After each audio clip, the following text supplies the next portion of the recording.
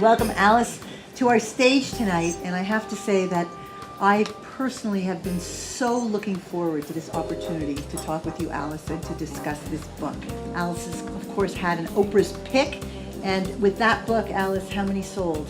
Do you know? I think it was 1 million. 1 million. Thank you. When did you actually start to write? When I did you know? I had been writing through college, and then I went to the Stanford writing program in California, and that's where I really began to seriously write. What brought you to this particular story, to write about Masada, this place in Israel where something happened 2,000 years ago? Well, what happened to me is a large part of my family was in Israel, but there was a falling out, and we weren't very much in contact. But my son started to go to Israel, and one of my sons is an archaeology student.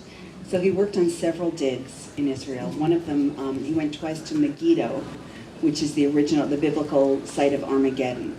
And the more he talked about archaeology, the more interested I became in Israel and in the stories of the past.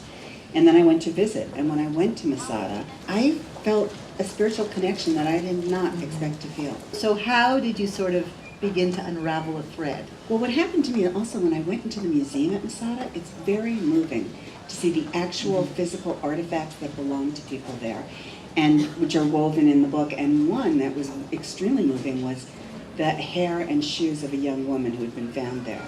And I started to feel the characters coming to life there. But then when I got home, I read Josephus, and I read that there had been survivors, which is something that I hadn't known before I'd gone to Masada and before I'd read Josephus. And as soon as I heard that there were survivors, I felt like I had a novel. And it seemed to me that in the ancient world, religion and medicine and magic were all very interwoven, and that a lot of the magic was then edited out of the story. Right. A lot of the women's stories was edited out. I found out that there were only 158 women mentioned in the Bible, and many of them not by name. So women's history was really untold history, and it was difficult for me to find out the facts of, domestic life and spiritual life.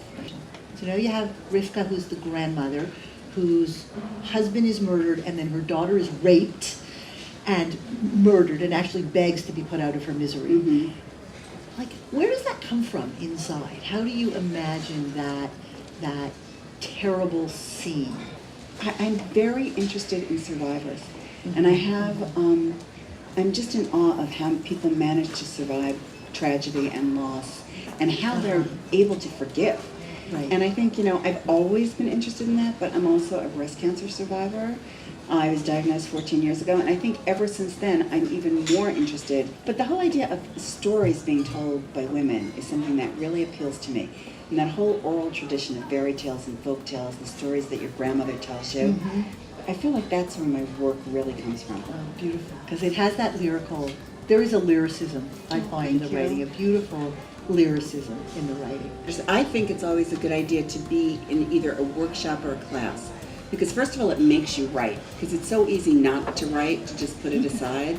So I really am a big believer in being in a workshop or being in a class. Alice, thank you so much for writing this beautiful book. It's a pleasure.